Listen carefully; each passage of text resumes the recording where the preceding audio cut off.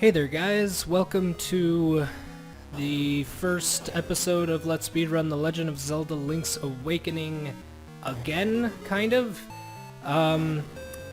So let me explain. Basically, since the last time I've updated, I've updated this series, the route has been changed very significantly, and I feel it would be kind of difficult to just update an episode here or there because there are so many little route changes that really have affected, optimization. And so I've decided it's probably better if I just restart the whole series from scratch and, yeah. So let's get to it. There are going to be a couple of changes you'll probably notice. First being that I'm running the game in Japanese version. The reason I was running it in English version before for the Let's Speedrun series is it was basically for consistency's sake, since I started the series in English, and when I changed to Japanese I didn't want it to be kind of disjointed with an episode being Japanese and one being English. So now that I'm restarting it, I figure it makes more sense to just do the whole thing in Japanese. So with that, let's get into the game. At this point, I'm pretty much going to just start from scratch, just assume nobody has watched the series before. So I apologize, I'm going to be kind of rehashing some kind of basics that some of you may know, but others of you may not, and so I figure it's better for me to explain those. So to start off, we're going to talk about wall clipping. Wall clipping, as you can see in this game, everything is made up of tiles. One tile being, one space. Link's sprite is one tile. This fence, these two fence posts, that is one tile. That's one tile also. So, as you can see, I'm just, a certain amount of distance. My shield is a certain amount of distance into the fence. But you can kind of stand on two tiles at once. You can see I'm much farther to the left now. If you just go far enough left and kind of push into it, see that pushing animation? And now I am wall clipped, and it's not horribly important this very moment, but it will be eventually. So first thing we want to do is we want to go into Madame Meow Meow's house, because this speedrun allows save and quit, and when we save and quit after getting our sword, we will end up at Madame Meow Meow's house, thus saving us the trip back. So, and if you angle yourself just right, you can pick up the sword before the owl flies away, which saves you about 2 seconds. It can be kind of hard to do. I haven't really been getting it consistently lately. Now, if you hold the save and quit, which is select, start, A and B, if you just hold it down, you will save and quit. You'll bring up the save and quit menu the first possible opportunity you have.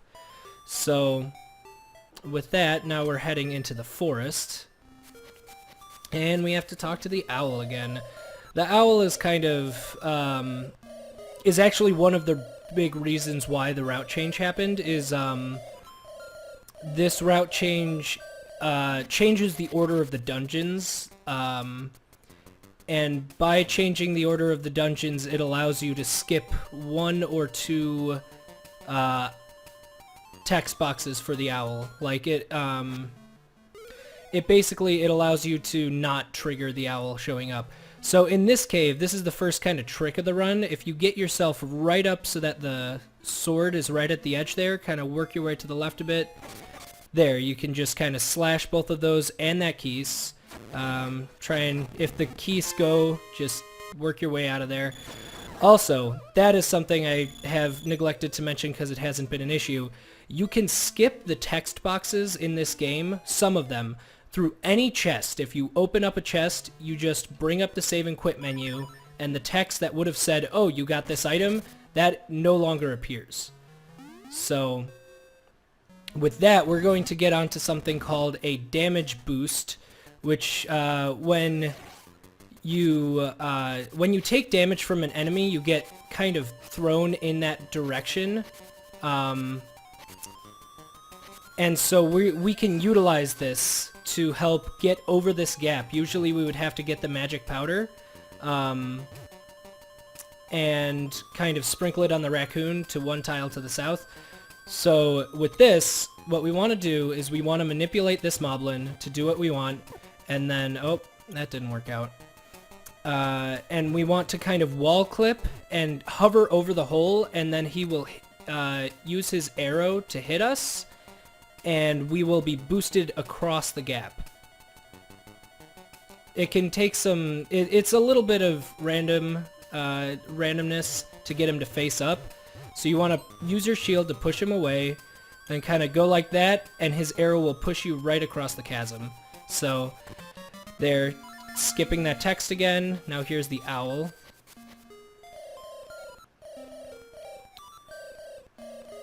Alright, and so now we want to leave the forest this way. That's the thing that we skipped. We would have had to get the magic powder, and we skipped that. So that saves us a decent amount of time. Now what we want to do here is we want to go to the trendy crane game and pick up the magic powder. You would usually start the trading side quest here, but you actually don't need to do that. Oh, I messed up the timing because I was explaining.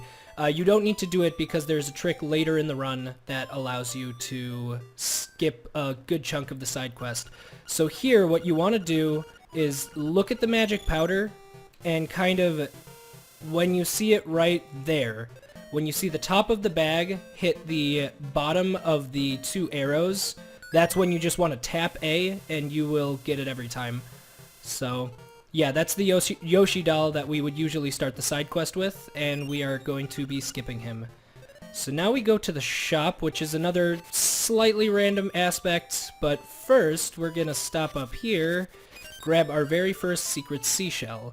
You need to collect 20 secret seashells in all, and here we are going to be stealing from the shopkeeper. Sometimes he can troll you like that. You just kind of hold up here. Dang it. This happens sometimes. Usually he's pretty nice, but occasionally he is just kind of mean. Wow, that's really weird. He hasn't stopped me this many times before in a really long time. Oh my goodness. This is kind of ridiculous. Well, that's the reason why we have things called resets. There. So that's what we want to do, and now we walk back into the shop. And he kills us for stealing, so that's a fun time. But he lets us shop here anyway. So this is the biggest route change in this episode, which is before you had to buy 2 sets of bombs, but because of a future route change, we'll only be buying 1 set of bombs because we don't need 20 bombs. So here we want to steal the bow and arrow, and that's how it's supposed to go, is just that. You kind of walk in front of him and he lets you steal his stuff. So we want to put on the shovel here, because we're going to come in here, get our second secret seashell, and then head off to the first dungeon. Now coming up in the first dungeon, there's also going to be a little optimization, but actually we'll get to that in the next episode. I will explain it before we start. So just kind of try and avoid the Octoroks if you can, because they waste a little bit of time if you slash your sword. And kind of wall clip in there, just push up against the side of it, and you will open up the dungeon. So, yeah, that is the first episode of the new Let's Speedrun series. I'll be making a separate playlist. I'll mark every old episode as old route, and I will mark this list as new route. Yeah, so until next time, thank you everybody so much for watching, and I will see you next time.